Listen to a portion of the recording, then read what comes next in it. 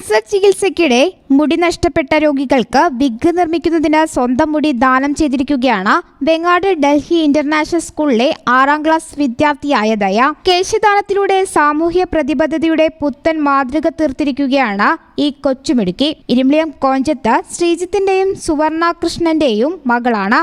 Thrissur hair ബാങ്കിന് വേണ്ടി blood donation Kerala പ്രതിനിധി അനിൽ മുടി ഏറ്റുവാങ്ങി. പൊന്നുപോലെ നോക്കി വളർത്തിയ മുടിയാണ് സൗന്ദര്യത്തെ ബാധിക്കുമോ എന്ന ആശങ്കയില്ലാതെ ഇങ്ങനെ മുറിച്ചു നൽകിയത്. ഹായ്, എൻ്റെ പേര് ദയാനാണ്. ഞാൻ ഡൽഹി ഇന്റർനാഷണൽ സ്കൂളിൽ നിന്ന് 6ാം ക്ലാസ്സിൽ പഠിക്കുന്ന കുട്ടിയാണ്.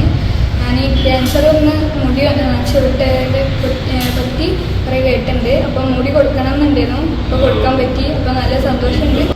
ക്യാൻസർ വന്ന് അതിൻ്റെ ഭാഗമായി കീമോതെറാപ്പിയിലൂടെ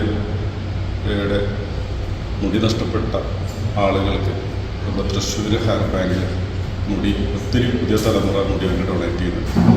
ഈ മഹത് സംരംഭത്തിൽ പങ്കുചേർന്ന അതായത് ഞങ്ങൾ ഒരുപാട് നന്ദി രേഖപ്പെടുത്താൻ. ക്യാൻസർ ചികിത്സയ്ക്കിടെ മുടി കൊഴിയുന്ന രോഗികൾക്ക് വിഗ് നിർമ്മിക്കുന്നതിനാണ് ഈ മുടി ഉപയോഗിക്കുന്നത്. മനുഷ്യന്റെ സ്വാഭാവിക മുടി കൊണ്ട് നിർമ്മിക്കുന്ന വിഗിന്റെ വലിയ വില നിർധനരായ ക്യാൻസർ രോഗികൾക്ക് പലപ്പോഴും താങ്ങാവുന്നതിലും അപ്പുറമായിരിക്കും. ഇങ്ങനെ ദാനമായി ലഭിക്കുന്ന മുടി ഉപയോഗിച്ച് വിഗ് നിർമ്മിച്ച് സൗജന്യമായി രോഗികൾക്ക് നൽകുന്ന നിരവധി സംരംഭങ്ങൾ സംസ്ഥാനത്തുണ്ട്. പക്ഷേ മുടിയുടെ ലഭ്യതയാണ് പലപ്പോഴും വെല്ലുവിളിയാകുന്നത്.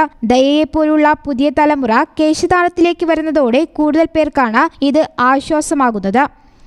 News bureau, Valanchery.